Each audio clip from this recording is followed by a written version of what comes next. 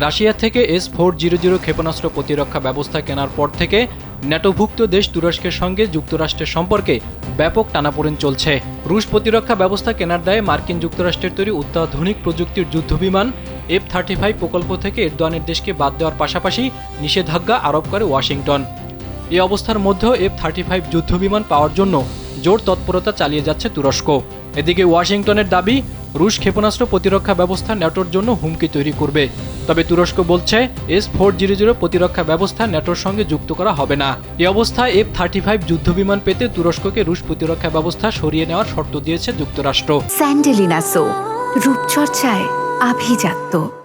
তবে মার্কিন চাপে রুশ ক্ষেপণাস্ত্র প্রতিরক্ষা ব্যবস্থায় কোনো পরিবর্তন আনা হবে না বলে জানিয়েছে তুরস্ক। শুক্রবার দেশটির প্রতিরক্ষা মন্ত্রণালয় এ তথ্য জানায়। আঙ্কারায় নিযুক্ত মার্কিন রাষ্ট্রদূত টম ব্যারাক বলেন, আলোচনা চলছে, তবে মার্কিন আইন অনুযায়ী তুরস্ক S-400 ধরে রাখলে F-35 প্রকল্পে তাদের ফেরানো যাবে না। মার্কিন নিষেধাজ্ঞা প্রত্যাহার এবং F-35 যুদ্ধবিমান প্রকল্পে পুনরায় যুক্ত হওয়ার জন্য দীর্ঘদিন ধরেই চেষ্টা চালিয়ে যাচ্ছে আঙ্কারা। দেশটির পররাষ্ট্রমন্ত্রী হাকান ফিদান বলেন, পারস্পরিক আলোচনা ও গঠনমূলক সহযোগিতার মাধ্যমে সমস্যার সমাধান হলে দুই দেশের সম্পর্ক আরও উন্নত হবে।